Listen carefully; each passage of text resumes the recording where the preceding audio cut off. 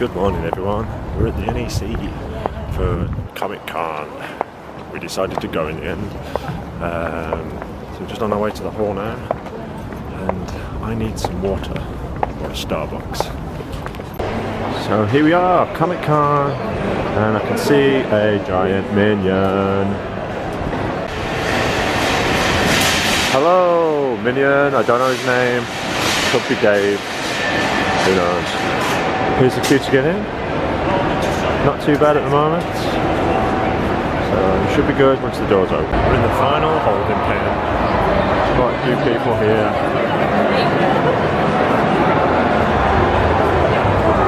We're just waiting to get in this bit.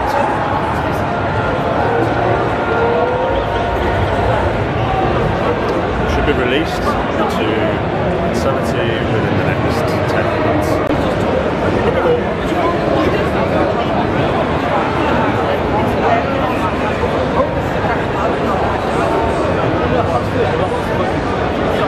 So we're in here, and here's the CX section, some cosplay guys, and collectibles.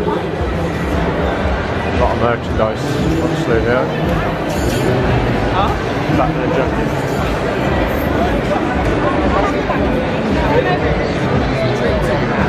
A lot of swords. We've got sword store over there. Pretty cool. We've got 100 pop figures. Got it, guys? Very good. For you, Lucy. Raven's got the Darth Maul. Another store. Cool gremlin. Nice puppet. Thousands more pop figures. Gas. Some more cosplayers over there. Cool stores. I got myself a good deal for a couple of Back to the Future stuff. Some cool prints. Some more cosplayers over here. Harlequin. Here we have some bike troopers cosplay. I think they're probably from the garrison stuff. Poison Ivy over here. Some more stalls. It's less crowded around here. And over here we've got Bumblebee. This car. Some more cosplay guys over here. Dead maybe, I think it's the Joker. I did have some more latex masks from different horror movies. Scarecrow, Terminator, Michael Myers, Freddy.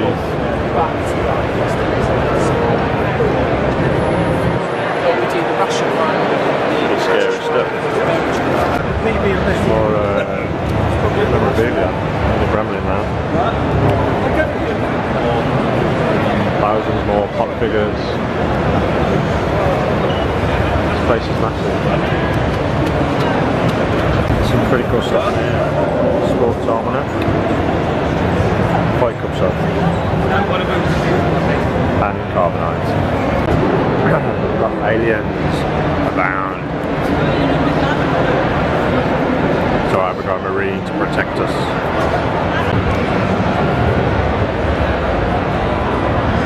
Some guys from The Walking Dead. Noah, Lauren.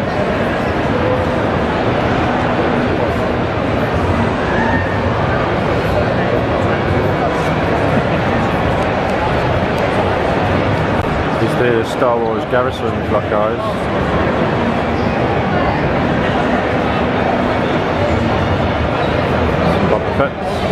Darth Vader over there.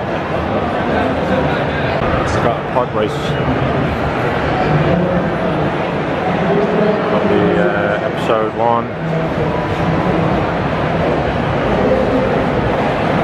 Bounty Hunter helmet. Some more Obi-Wan type robes. Pretty cool. Some more celebrities around here. Clemson, Brian Wheeler,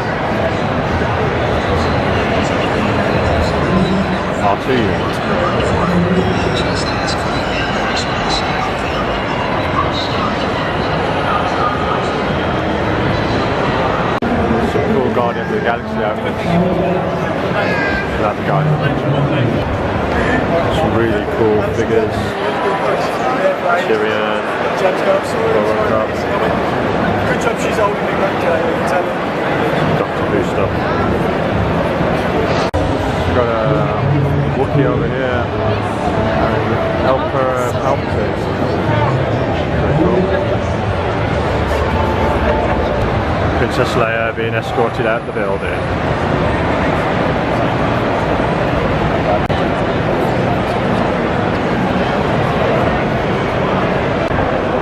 Some Transformers cars. This is Barricade, Decepticon. That's the Bumblebee.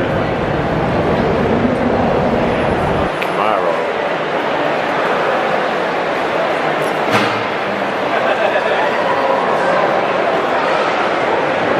Some Robot Wars. Not sure what time the show is.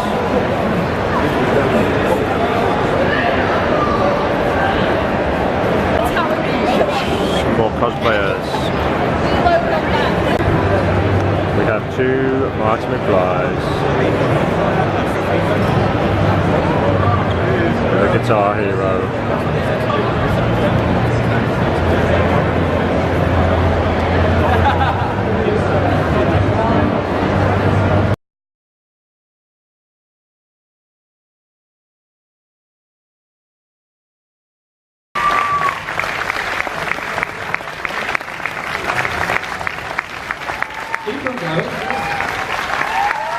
You can come back, let you back. But what about the rest of it? What's it like to come meet the fans? Because one of the things about The Walking Dead, it has a massive and passionate fan base. And were you aware of that when you first got into it? And we were, of course, Laurie, you were there from the very beginning, so it was kind of a bit of a development for you as the series went on. But what about the rest of you? Were you kind of aware of it when you first came in, how passionate the fans were? Yeah, I mean, you know, in the industry that we're in, it's kind of our job to know what's going on in the world, and so I understood what a well-respected show The Walking Dead was, and I understood that it had this incredible fan base, but knowing something is never, you know, as good as seeing it. So to come here and to see how happy that we've made people is awesome, especially how tedious our job can be and how draining. It's very like grueling on your body. So to know that it's all worth it just makes us want to keep going and make a bigger, better project for next time.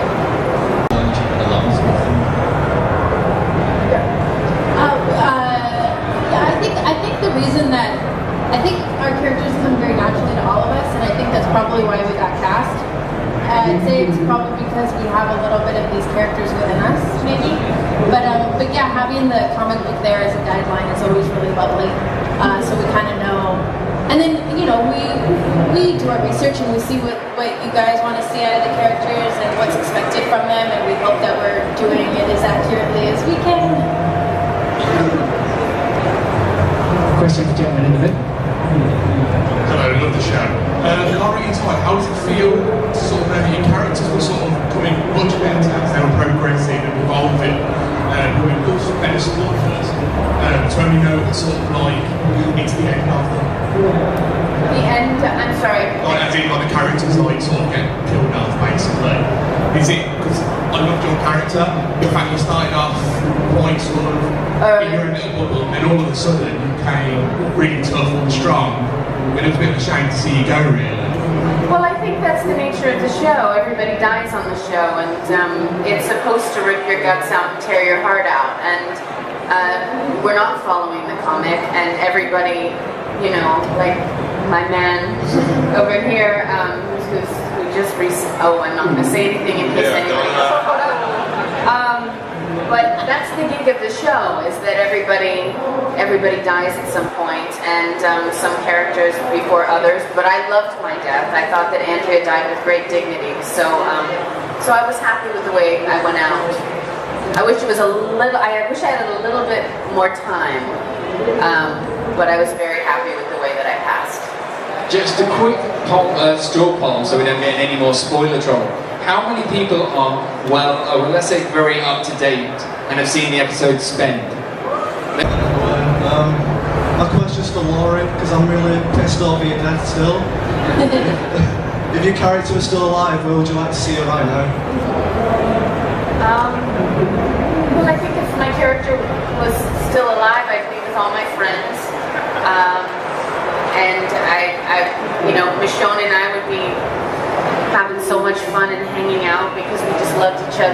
best friends, and I think I would just do everything I could to protect them. And I feel like Andrea healed her heart and really evolved into a very strong, compassionate woman, and I would have liked to have seen her with her friends, you know, as that emerged soul. She went a little too early, but that's okay. That's okay. And we have a question from General here. Hi. Who's your favourite person you've worked with?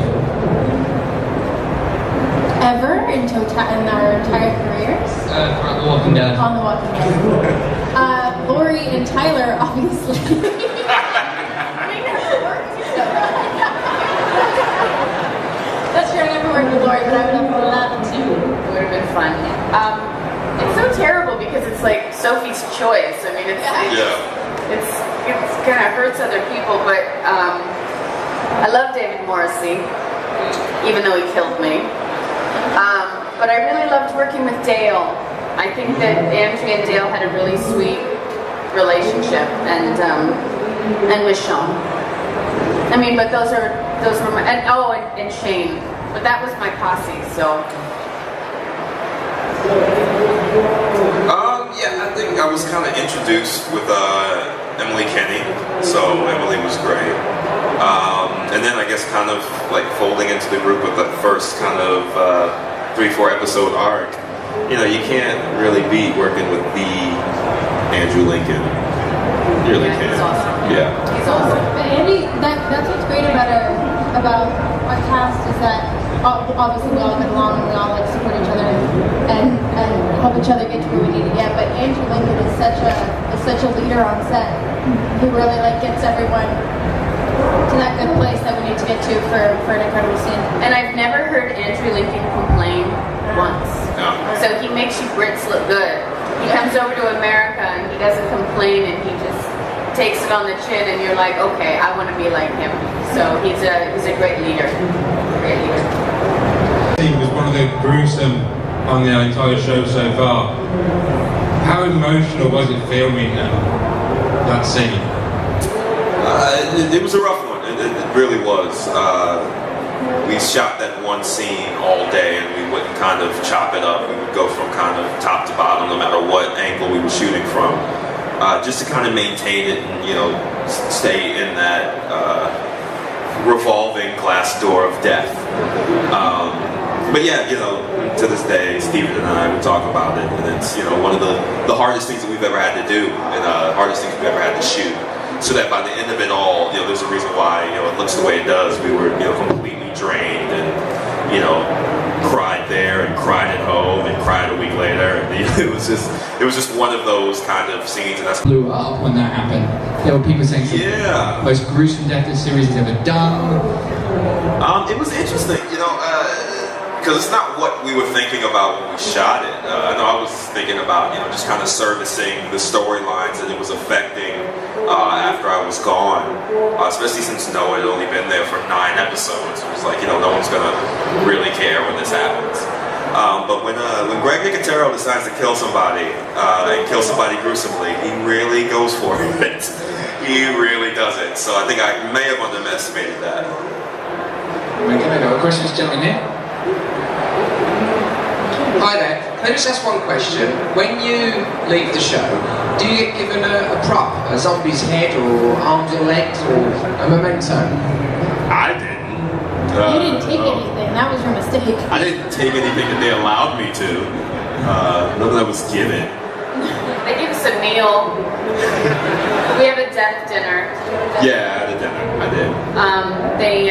But it's just like the most depressing thing ever, because they book a restaurant and they pretend that it's somebody's birthday. As if, because, you know, we go into a quiet area of the restaurant, and of course everyone's sobbing, so it's like, why is everyone crying on someone's birthday? So everybody in Georgia knows, you know, the gig is up. But, you know, it's just really sad because it's like a celebration, but it's also the saddest dinner in the world because you're saying goodbye to all your friends and the best job in the world. So it's like, oh, you know, you're crying over your isabuco. But, you know, It's good. It's a nice send-off. And if you want to avoid any spoilers during any season when they're filming, do not go to any restaurants in Georgia. Yeah. Right, next question here. It's just something I've been curious about. Is it a deliberate or conscious decision that you've never called them zombies? Everything has always been walkers or everything else. You've never ever said zombies. I think that is done on purpose, Yeah. isn't it? I mean, it could be wrong, but I think it is to keep the illusion that it is very real. So it's not like these people know what a zombie was. So in the world of The Walking Dead, the characters they've never seen a zombie movie that didn't exist. So they're very surprised when this virus comes to fruition and these people start attacking them. They don't really know what it is or what to call them, so they call them walkers. I think they wanted it to be more authentic. You know, there's been a lot of movies where they refer to them as zombies, and so if we call them walkers, it's like I mean, we all know they're zombies, but it's just kind of an authentic, original piece. Question from the lady here.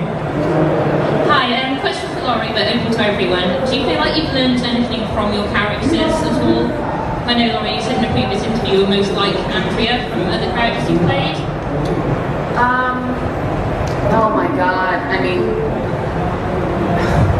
I grew so much on that show, and I feel like Andrea grew so much on that show, and Andrew Lincoln and I are very similar in the sense that we kind of get very methody and we live it. So I really lived in Andrea's shoes for 3 years. I mean, I was a little weird though. Like I didn't listen to music, I didn't watch telly for 3 years. I mean, I really kind of, you know, lived in a zone. I feel like it tested my physical strength. I didn't know how strong I could be. It tested my mental strength. You know, as you know, it's not the easiest of shows, and I don't mean to sound like crap when I say that, because actors always sound terrible when they say that. But it's very challenging to play death every day and to face loss every day and go to those depths authentically, because you really have to go there. And I feel like, I don't know, I just have so much gratitude that I had the opportunity to be a part of something special, and it, you know, opened up the world. And, you know, yeah, it changed me. I think it changed me for the better. I feel like I'm perhaps more compassionate, and I don't know, I'm happy. I love people.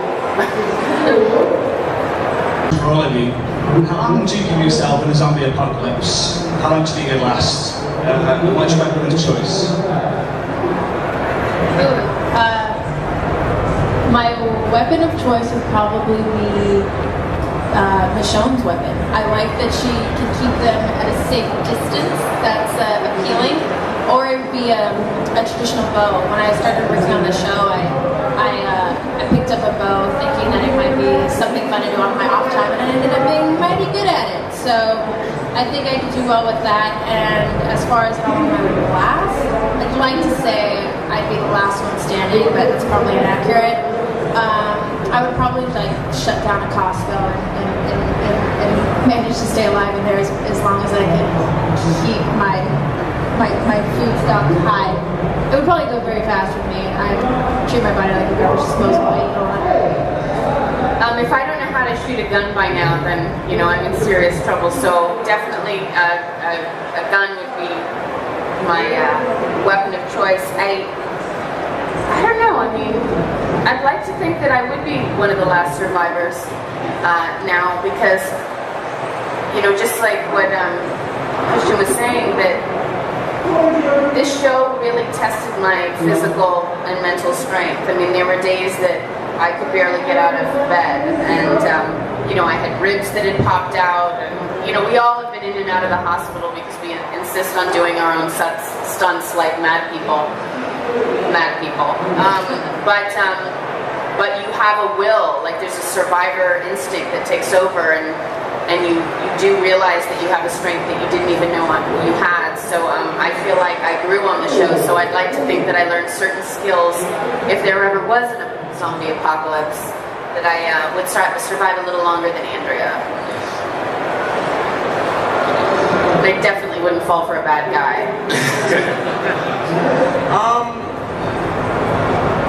Yeah, I think we'd all like to think that we have like, a long time. I give myself about 6 weeks. I've got a solid 6, but if I do really well, maybe 10. Yeah, I think the weapon of choice would be the whole machete, duct tape combination. But yeah, I don't think what? Yeah, you duct tape your arms and stuff, so if you even are bitten, it won't get through. Yeah, no, but I'm dead anyway. That's why I say 6 weeks. I don't expect to be in there long.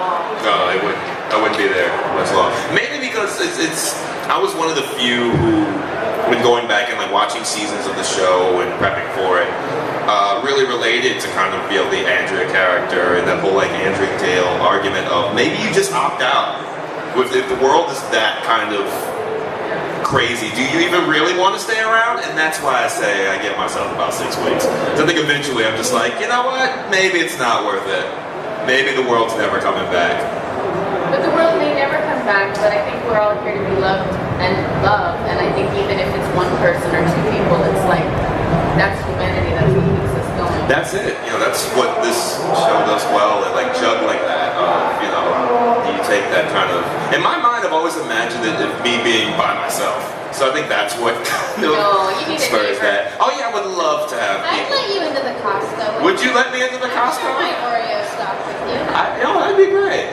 I'm okay, but I'm more of a like vanilla Oreo. We good with that? Can we just do that? No, you can't come with me now. Okay, then no. It's like I said, 6 weeks. But it was a dream. What? But it's a dream. No. If it's that, even I'm gonna be mad as a fan. Going, no. I feel like it's going to be Chandler and Judith. Yeah. Last day. Yeah. They're the only ones to survive, and it's like the next generation. Like now it's up to them to get through it. I feel like that would be a great ending. Judith is now 10. It's just gone on for years and years and years and years. Yeah. Laurie comes back to play Judith. Yeah.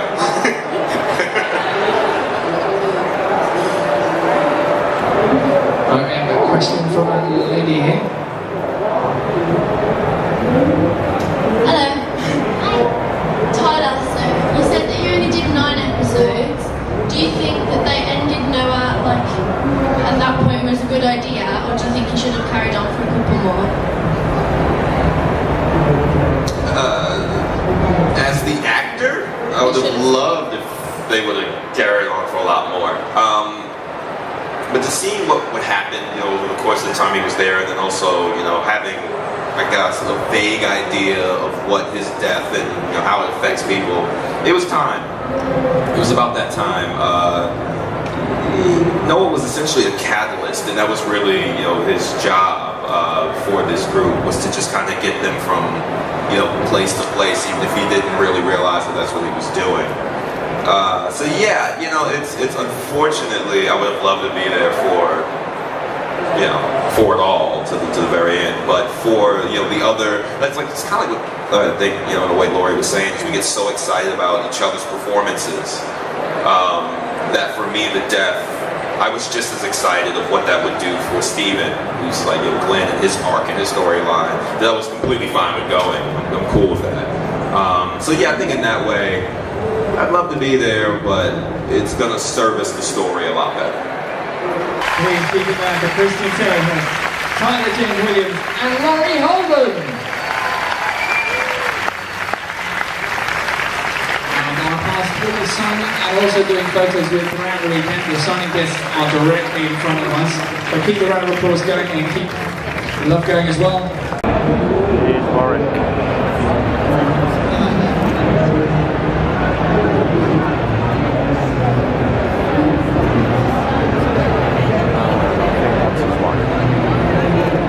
Comic-Con is done, and we'll head off now. Thanks to all, see, get the ultimate